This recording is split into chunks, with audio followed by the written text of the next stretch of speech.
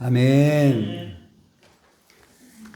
이제 어느덧 더위가 가고, 그리고 이제 선선해지고 제법 쌀쌀해지고 추수감사절이 이제 돌아오고 있고요. 그래서 오늘 추수감사절에 대한 예고편 우리 찬송이 아니었나 이렇게 생각이 듭니다. 얼마나 감사한지요. 하나님께서 오곡백과를 주시고 또 세상이 이렇게 시절을 쫓아서 계속해서 이렇게 계속 그 계절이 지나가고 하나님이 정한 때가 돼서 이렇게 우리가 선선한 계절, 이제 앞으로 또 추워질 거예요. 이런 계절을 만나고 열매가 많이 이렇게 맺히는 그런 추수의 계절을 우리가 맞았습니다. 이때 우리가 신앙생활 잘해서 우리도 신앙의 열매를 많이 맺는 여러분들 다 되시기를 바랍니다. 네. 오늘 말씀의 제목은 홍해 앞에 세 부류의 사람들입니다. 홍해 앞에 세 부류의 사람들. 우리가 홍해를 이스라엘 백성들이 건넌 그 역사는 여러분들 다 잘 알고 계실 거예요. 홍해를 어떻게 건널 수 있겠습니까? 물이 그렇게 많은데 거기를 건널 수 없는 홍해를 하나님이 가르시고 거기를 이제 건너게 하셨는데, 하나님께서는요, 이스라엘 백성들을 이제 애굽에서 마치 인큐베이터에서 아이들을 이렇게 연약한 아이들을 인큐베이터에 넣어가지고 그 아이가 건강하면 거기서 빼지 않습니까? 이스라엘 백성들은 너무 연약하니까 애굽이라는 인큐베이터에 이스라엘 백성들을 사실은 넣은 거예요, 하나님이. 하나님의 계획 가운데 애굽으로 내려가서 이집트로 내려가서 고센 땅에 거하고 거기에서 하나님이 백성을 만드시는 그러한 일을 하시는 겁니다. 그래서 그 국가의 3요소가 국민과 주권과 영토잖아요. 사회 시간에 배울 거예요, 학생들 보면은. 그래서 국민이 있어야 돼요, 나라가 있으려면. 국민이 없으니까 하나님이 백성을 이집트 땅에 내려가가지고 거기서 백성을 한 200만 명 이상 만드신 거예요. 국민은 있어요. 주권은 어디에 명시되어 있냐면 헌법에 명시가 되어 있잖아요. 각 나라마다 법이 있어야지 그 나라의 주권이 서는 거예요. 그래서 하나님께서는 법을 주셨는데 누구에게 법을 주셨냐면 모세를 통하여 십계명을 주시고 또 율법을 주신 거예요. 그래서 백성도 주시고 이제 법도 주셨어요. 주권도 있어요. 국민과 주권과 영토라 그랬는데 이제 영토가 없어요. 그렇죠? 그 영토가 어디냐면 바로 가나안 땅입니다. 그래서 가나안 땅을 여호수아 시절에 들어가서 정복해서 차지하는 거예요. 그래서 그 나라가 온전히 서게 됩니다. 국민과 주권과 영토 세 가지를 다 갖고 있는 나라가 이제 이스라엘 나라가 이제 드디어 여호수아 시절에 되는 거예요. 그런데 오늘 이 과정은 어떤 과정이냐면 이집트 땅에서 이스라엘 백성들이 참 계속해서 인구가 늘어나니까 요셉을 알지 못하는 왕이 핍박을 하는 거예요. 고역을 시켜요. 힘들게 하면 아이를 좀 안 낳을까 싶었는데 아이를 더 잘 낳아요. 또 많이 낳아요. 그래가지고 산파를 시켜가지고 또 남자아이를 죽이면 씨가 말라버리면 이거 이집트 사람들로 다 흡수가 되겠구나 그랬는데 산파가 또 두려워서 못 죽여요. 그러니까 세 번째는 이제 남자아이는 나일강에 던져라. 이게 참 정말 잔혹하죠. 어떻게 어린아이를 나일강에 던져가지고 빠뜨려가지고 죽이겠습니까? 그런데 그렇지 않으면 자기 가족들 다 몰살당하니까 그냥 어쩔 수 없이 막 울며 겨자 먹기로 그냥 했던 거예요. 근데 그 가운데에 모세가 있죠. 모세는 그 부모가 도저히 이 아이를 그렇게 할 수가 없다는 생각이 들어가지고 이 갈상자를 만들어가지고 역청을 칠한 다음에 거기에다가 바구니 같은 걸 만들어가지고 갈대 사이에 띄우는 거예요. 바로 공주가 그것을 보게 되고 그 모세를 데려다가 이제 자기 양아들로 바로의 공주가 양아들로 키워요. 그러다가 이제 혈기로 사람을 죽이게 되고 모세가 그리고 다시 미디안으로 다시 도망을 시내산 그 광야 근처인데요. 그 근처로 도망가게 되고 거기에서 80세가 돼서 부름을 받고 모세가 와가지고 이스라엘 백성들을 출애굽시켜냅니다. 10가지 재앙을 통해서.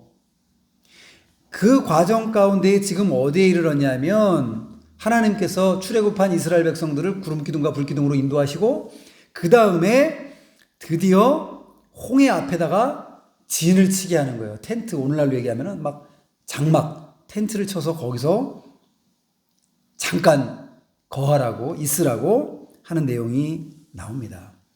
그런데 여기에 세 부류의 사람들이 등장을 해요. 첫 번째는 바로왕과 그의 군사들이에요. 두 번째는 이스라엘 백성들이에요. 세 번째는 모세.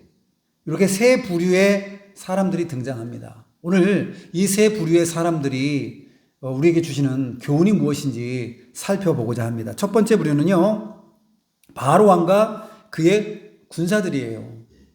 이 사람들은 누구들이냐면 고집이 세고 완악하고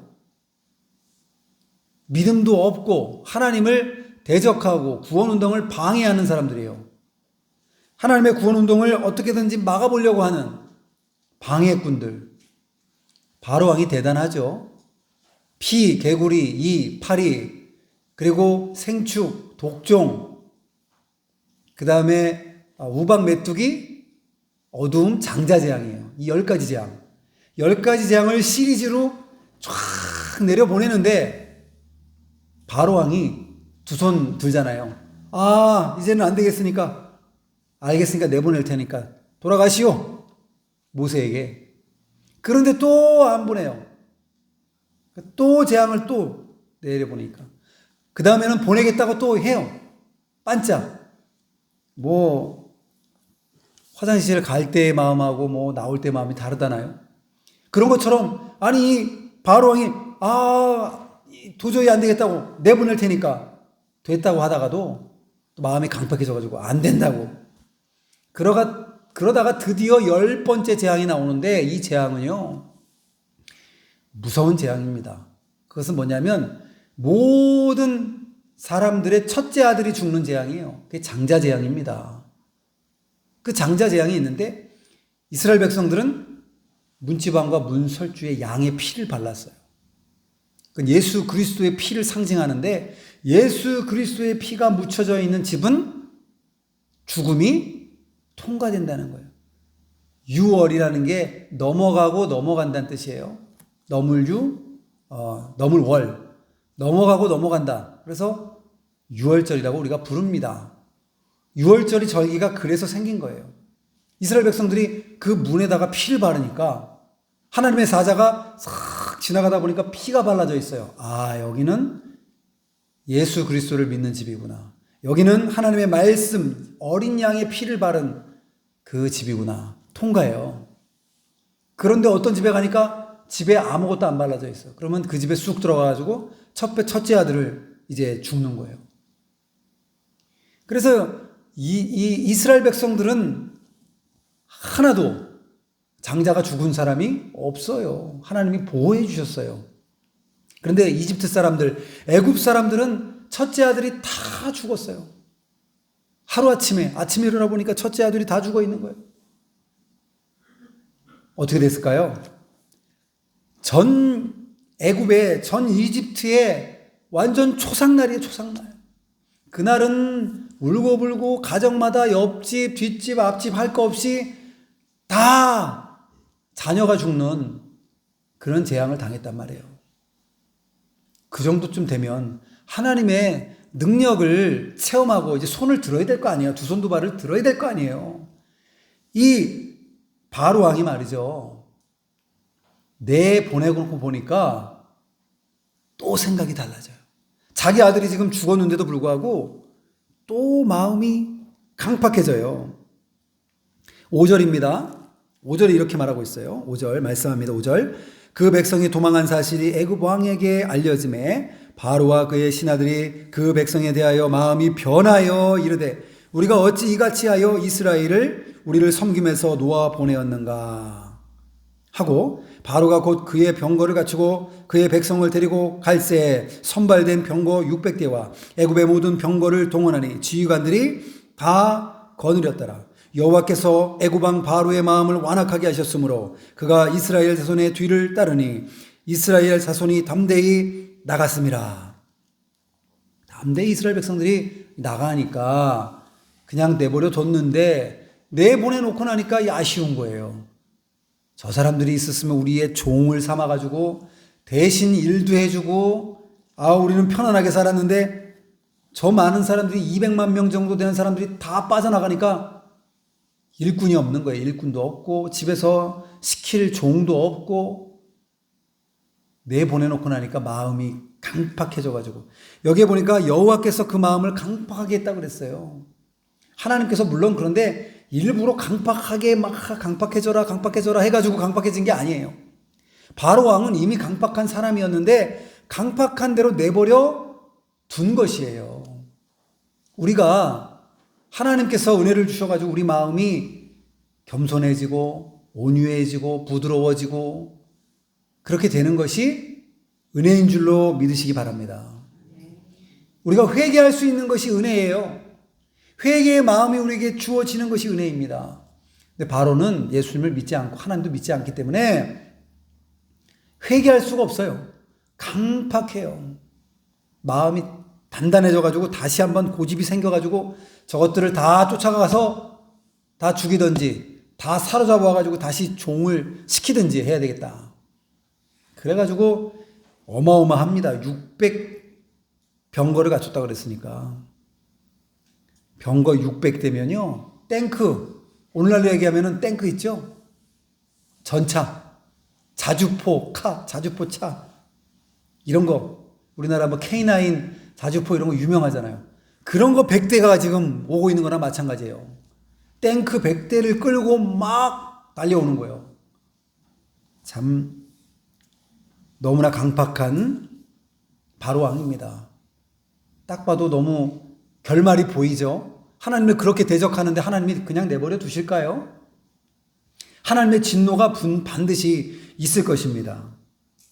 이 바로 왕은 오늘날 불신자들을 말하고 있어요. 말씀하고 있어요. 불신자들이라고 우리가 볼 수 있습니다. 불신자들. 불신자 가운데는요, 이 하나님을 아주 강력하게 대적하는 사람들이 있어요. 북한의 김정은 같은 사람들. 이런 사람들은 예수님 믿는 사람들은 그대로 다 죽는 거예요. 집에 어린아이한테 물어본대요. 지금도 숨어서 믿는 사람들이 있는데 성경책이 집에 있대요. 아주 숨겨놓고 꽁꽁 그렇게 믿는 사람들이 있고 지하에 어디 내려가서 조용히 예배드리고 몰래 이렇게 하는 경우가 있는데 옛날에는 여기 빨갛게 여기도 옆에다가 막 했잖아요. 성경책 보면 옆에 빨갛게 칠해 있고 여기도 빨간색으로 거주 표시도 돼 있고 아이들한테 야, 집에 빨간 책이 있냐 물어본대요. 그럼 애가 뭐 철이 없고 뭘 모르잖아요. 집에서 그런 본 것 같아요. 그러면은 가가지고 집을 다 뒤집어가지고 찾아가지고 그 집을 이제 처형하는 거예요. 그렇게 악랄한 이 김정은 이런 사람들이 세상에 있어요. 이런 사람들은 복음을 적극적으로 대적하는 사람들이에요. 그런데 이런 바로 왕과 같이 복음을 직접적으로 대적하는 사람들이 있고 또는 무관심한 사람들이 있어요. 소극적으로 반대를 해도 그냥 뭐 그렇게까지 적극적으로 반대하지 않아도 소극적으로 반대하는 사람들이 있어요.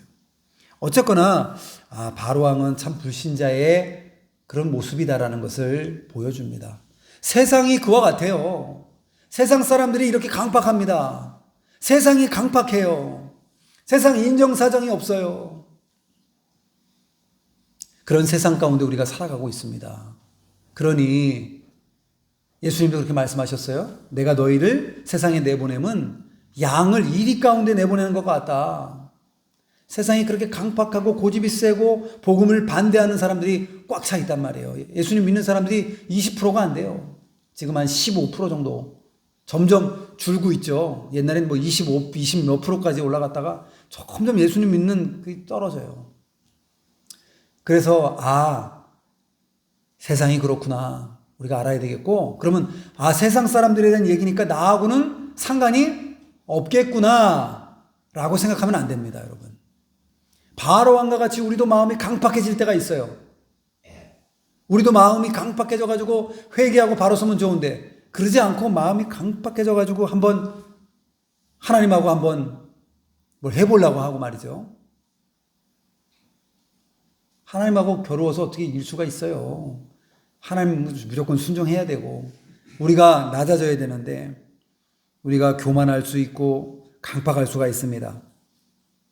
그래서 우리가 바로왕과 같이 절대로 되지 말아야 된다라는 게 첫 번째 교훈이에요. 바로왕은 결국 고집 부리다가 결국은 군사들과 함께 다 이 홍해의 수장이 되고 맙니다. 자, 두 번째 부류의 사람들은요, 바로 이스라엘 백성들입니다. 두 번째 사람들, 이스라엘 백성들.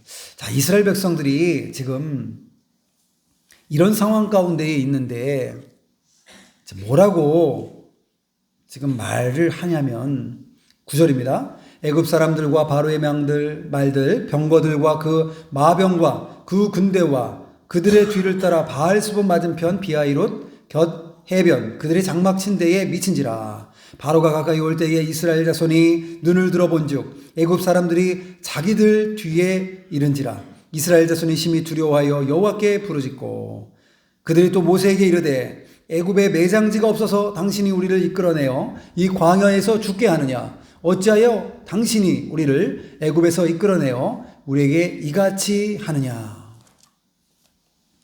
그러니까 이제 큰일 난 거예요. 앞에는 홍해 바다가 놓여 있고 뒤에는 애굽의 군사들이 막 말발굽 소리가 막 나고 우둥탕탕 하면서 쫓아오고 있어요. 그럴 때에 이스라엘 백성들이 부르짖었다 그랬어요. 부르짖은 건 잘한 건데 하나님께 기도한 것이 아니었어요. 하나님께 하나님 살려주세요. 하나님의 능력과 존귀하심과 하나님의 전능하심을 믿습니다. 하나님께서 우리를 구원해 주실 줄로 믿습니다. 하고 나갔으면 얼마나 좋을까요? 그런데 그 상황 가운데에 이스라엘 백성들은 어떻게 했냐면 부르짖는데 모세를 원망하는 거예요. 아니 모세시여, 당신이 우리를 이끌어내가지고 여기까지 왔는데 아니 거기서 매장지가 없어가지고 거기서 우리가 살다가 죽으면 종살이 하다가 살다 죽으면 됐는데 여기까지 왜 우리를 이끌어내가지고 광야에서 다 여기서 죽게 합니까? 우리를 왜 매장시키려고 그래요? 왜 우리를 죽이려고 그래요? 그러면서 원망하고 불평했습니다. 그리고 12절이에요. 우리가 애굽에서 당신에게 이른 말이 이것이 아니냐 이르기를 우리를 내버려 두라. 우리가 애굽 사람을 섬길 것이라 하지 아니하더냐. 애굽 사람을 섬기는 것이 광야에서 죽는 것보다 낫겠노라. 아니 애굽에서 종살이하고라도 그래도 그냥 살고 우리 아들들 그냥 광야에 그 강물에다가 그냥 나일강에다가 던져가지고 죽이더라도 우리가 좀 거기서 그냥 그렇게 살 수 있었는데 진짜 그럴까요? 여러분 얼마나 고통을 많이 당했어요. 이스라엘 백성들이 자기 아들을 강물에서 던져서 죽여야 되고 고역을 죽도록 고생하고 아침 일찍부터 저녁 늦게까지 그냥 벽돌을 구워가지고 만들고 계속해서 그냥 힘든 일 시킨 거예요. 아마 이집트에 피라미드가 있잖아요. 피라미드. 그걸 보면은 엄청난 그 돌로 어떻게 거기까지 올려가지고 쌓았는지 모르겠어요. 아마 그 시기적으로는 정확하지는 모르겠지만 이스라엘 백성들이 그러한 어려운 일들에 동원됐을 거예요, 분명히. 그래서 뭐 돌에 깔려 죽는 사람, 다리가 뭐 잘리는 사람, 뭐 다치는 사람, 머리가 깨지는 사람, 그러다가 죽어도 그냥 뭐 개의치 않아요. 과연 그것이 사는 것일까요? 이스라엘 백성들이 그렇게 어려움을 가지고 살았는데도 불구하고 지금 죽게 생기니까 여기서 죽는 것보단 그게 낫겠다라고 말하고 있는 거예요. 참 이스라엘 백성들은요, 애굽의 10가지 재앙을 봤잖아요. 애굽의 10가지 재앙을 그 하나님의 능력과 역사를 받고 10번째 재앙에 장자 재앙에 자기 집에 아들이 안 죽었단 말이에요. 모든 사람들이 다 죽었는데 모든 사람들의 집에 장자가 죽었는데 그 정도 되면 하나님의 능력과 역사를 인정해야 될 거 아닙니까? 그뿐이 아니에요. 나오고 구름 기둥과 불 기둥으로 막 인도하셔요. 아니, 불을 놓지도 않았는데 그 불 기둥이 막 활활 타오르는 불 기둥이 막 있고, 하늘 뭐 수 킬로 아마 올라갔을 거예요. 그게 막 뻗어서 올라가고, 거기에 구름이 200만 명을 감싸줄 구름이라고 한다면요, 양동면을 다 덮어야 돼요. 양동면을 다 덮고도 더 덮어야 될 정도로 구름이 그냥 쫙 있고 불기둥이 거기에 보이고, 그런 역사를 봤으면 하나님께서 우리를 반드시 구출해 주실 것을 믿습니다 라고 기도하면 좋잖아요. 근데 이스라엘 백성들이 참 믿음이 없어요. 여기에 지금 1절입니다. 여호와께서 모세에게 말씀하여 이르시되 이스라엘 자손에게 명하여 돌이켜 바다와 믹돌 사이에 비하이롯 앞 곧 바알 수본 맞은편 바닷가에 장막을 치게 하라. 3절이요. 바로가 이스라엘 자손에 대하여 말하기를 그들이 이 땅에서 멀리 떠나 광야에 갇힌 바 되었다 하리라. 광야에서 앞에 홍해가 가로막혔으니까 꼼짝없이 도가내든 쥐구나. 저 사람들은 이제 조금 있다가 우리한테 잡혀가지고 다 죽게 생겼구나. 그렇게 생각할 거라는 거예요. 그런데 그렇게 생각한 사람들이 또 있었으니 그 사람들은 바로 이스라엘 백성들이에요. 홍해 앞에 장막을 치게 하니까 그때에 우리가 두 가지 생각을 할 수 있습니다. 홍해 앞에 장막을 치면 홍해를 어떻게든 하나님이 건너게 해주시겠다라는 생각을 할 수가 있고요. 두 번째는 홍해 앞에 가로막혀가지고 죽겠구나. 두 가지 생각을 할 수가 있겠죠. 믿음의 눈으로 바라보면 홍해도 가르든지 하늘길을 여시든지 대단한 역사가 일어나서 본인들은 살게 될 것이라고 믿는 믿음이 생길 거예요. 그러나 믿음이 없으면 꼼짝없이 죽었구나.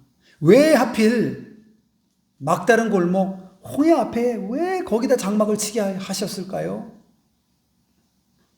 1번 홍해 앞에 빠져 죽으라고. 2번 홍해를 가르시고 홍해를 건너는 기적을 체험하게 하시려고. 2번이에요. 답은 몇 번이죠? 2번이에요. 2번. 그런데 우리는 이 역사를 다 알고 있으니까 우리가 아이고 이제 조금 있으면 홍해를 건너는데 바보같이 지금 저렇게 원망하고 불평하는구나. 그렇게 우리가 생각할 수 있지만 이스라엘 백성들은요 몰라요. 앞일을 몰라요. 홍해가 갈라지는 것도 앞을 모르고 있고 몰라요. 이러다가 죽을지 살지를 모르고 있어요. 그러니까 이들은 불안해하고 원망하고 불평하고 두려워했던 겁니다. 여러분, 저와 여러분도 힘들고 어려운 일이 있어요. 대단한 어려움이 우리에게 닥칠 때가 있습니다. 너무나 고통스러워요.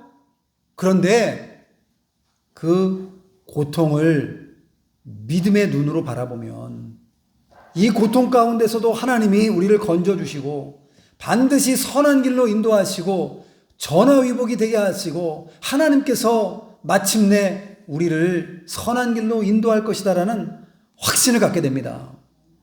믿음이 없으면 이 큰일을 만났는데 이제는 꼼짝없이 어떻게 하면 좋나, 꼼짝없이 이제는 뭐 방법이 없네, 이제는 큰일 났네, 죽게 생겼네, 이렇게 생각을 하게 된다는 것입니다.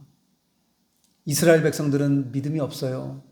이제 광야에서 나온 지가, 이제 애굽에서 나온 지가 얼마 안 돼요. 하나님을 잘 몰라요.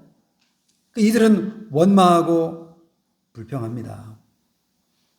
그런데 저와 여러분은요, 하나님 믿은 지 오래되셨잖아요. 몇 년 되신 분이 있고요. 물론 1, 2년 이제 막 나오셔서 믿으신 분들도 있지만 대부분은 여기에 수십 년 동안 예수님 믿으신 분들이 대부분이에요. 많아요. 그렇죠? 우리는 이스라엘 백성들보다 사실은 더 오래된 성도들이에요. 더 믿음의 연조가 더 깊은 성도들이에요. 이스라엘 성도는, 이 사람들은 이제 애굽에서 나온 지가 이제 한 일주일이나 뭐 2주일이나 얼마 안 됐어요. 끽해봐야 한 몇 주밖에 안 된 사람들. 신앙생활 한 지 이제 몇 주밖에 안 된 사람들이란 말이에요. 초신자들. 원망하고 불평할 수 있어요. 잘 모르니까요.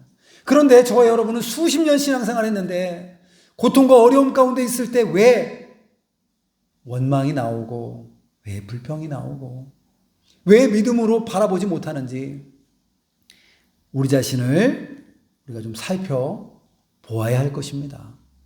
믿음의 눈으로 여러분 바라보시기를 바랍니다. 홍해를 가르실 것입니다. 홍해를 건너게 하실 줄로 믿습니다.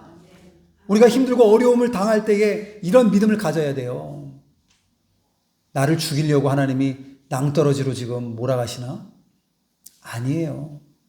홍해를 가르시고 거기를 건너게 하시는 놀라운 기적의 역사를 체험토록 하시기 위해서 우리에게 고난도 주시는 것입니다.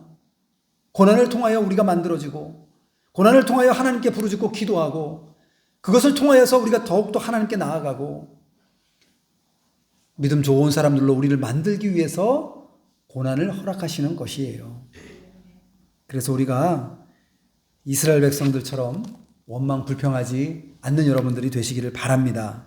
고린도후서 4장 8절에 보면 고린도후서 4장 8절입니다. 우리가 사방으로 우겨쌈을 당하여도 쌓이지 아니하며 답답한 일을 당하여도 낙심하지 아니하며 박해를 받아도 버림받지 아니하며 거꾸로 뜨림을 당하여도 망하지 아니하고 우리가 항상 예수의 죽음을 몸에 짊어짐은 예수의 생명이 또한 우리 몸에 나타나게 하려 함이라.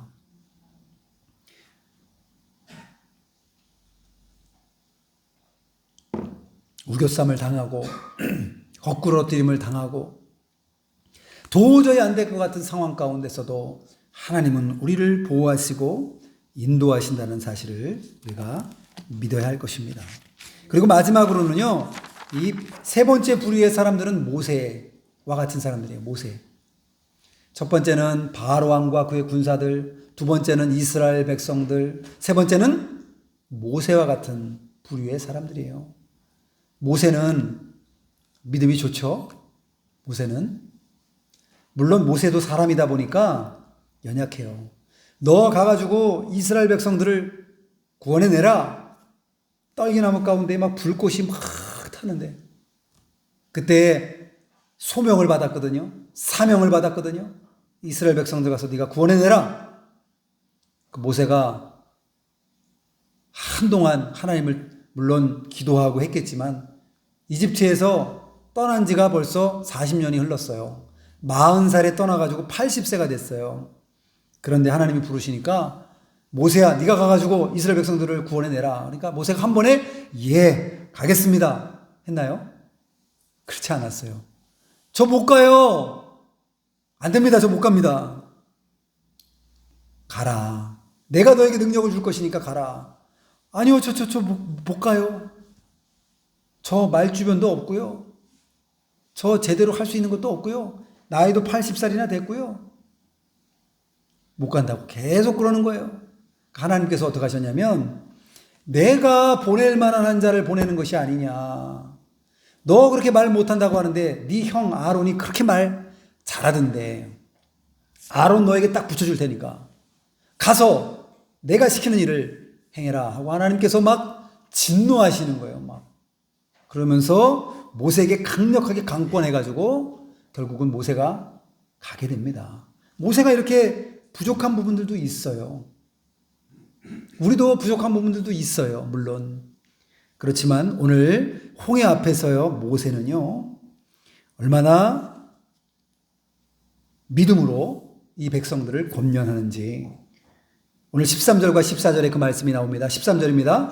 모세가 백성에게 이르되 너희는 두려워하지 말고 가만히 서서 여호와께서 오늘 너희를 위하여 행하시는 구원을 보라. 너희가 오늘 본 애굽 사람을 영원히 다시 보지 아니하리라. 여호와께서 너희를 위하여 싸우시리니 너희는 가만히 있을지니라. 어떻게 하면 될까요? 가만히 있으면 돼요. 하나님의 구원의 능력과 그 하나님을 의지하고 하나님께 기도하고 우리가 가만히 있는 거예요.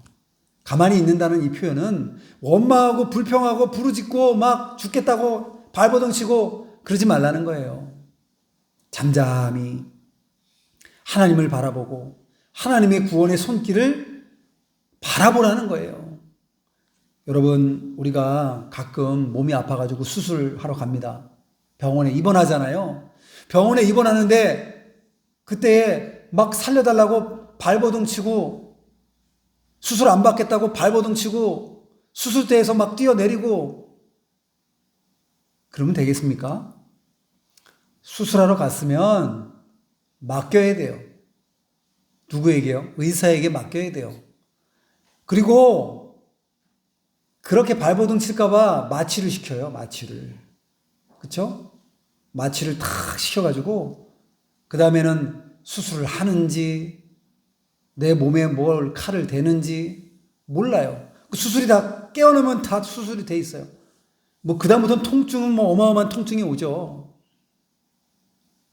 마찬가지로 우리가 수술대 앞에 가면 그냥 맡겨야지 어떡하겠습니까? 잠잠히 맡겨야지 어떡하겠습니까? 발버둥 치고 뭐 수술 잘 되는지 안 되는지 카메라로 찍어가지고 CCTV로 찍어가지고 그걸 보고 있으면서 아, 수술이 잘 되는구나. 그렇게 할 수가 없잖아요. 마취해가지고 정신도 없는데 뭘 그렇게 합니까? 그냥 맡기는 수밖에 없어요. 의사에게 맡기는 것처럼. 우린 누구에게 맡겨야 되겠습니까? 하나님께 맡기는 거예요. 하나님께. 너희는 잠잠히 있을지니라. 하나님께서 너희를 대신해서 위에서 싸워주실 것이니까 너희는 가만히 있으라. 우리도 큰 어려움 당하면 막 하소연하고 싶고 뭐 원망과 불평이 나오고 근데 그럴 때에 하나님 바라봐야 돼요. 하나님 바라보고 하나님의 능력을 바라보고 이 또한 하나님께서 반드시 좋은 것으로 만들어 주실 것을 믿고 나아가는 여러분들이 되시기를 바랍니다. 그렇게 해야지 승리해요. 그런데 왜 모세는 그러면 이러한 믿음이 있었을까요? 왜 이런 믿음이 있었냐면 단서는 바로 4절에 나와요. 4절. 4절입니다. 내가 바로의 마음을 완악하게 한즉 바로가 그들의 뒤를 따르리니 내가 그와 그의 온 군대로 말미암아 영광을 얻어 애굽 사람들이 나를 여호와인 줄 알게 하리라 하심에 우리가 그대로 행하니라. 여기에 특별히 모세에게 하나님께서 말씀하셨거든요. 1절에 보면 여호와께서 모세에게 말씀하여 이르시되 모세에게 말씀을 하는 거예요. 어디에다가 장막을 쳐라? 그 홍해 앞에다가 막다른 골목에다가 광야에 거기에다가 장막을 쳐라? 그리고 바로가 따라올 테지만 바로 왕을 통하여서 그의 군사를 통하여서 하나님께서 영광을 얻으시겠다. 마침내 애굽 사람들이 나를 여호와인 줄로 알게 될 것이다 라는 말씀을 누가 받았냐면 모세가 받았어요. 모세는 하나님의 약속과 말씀이 안에 있었어요. 모세는 알고 있었어요.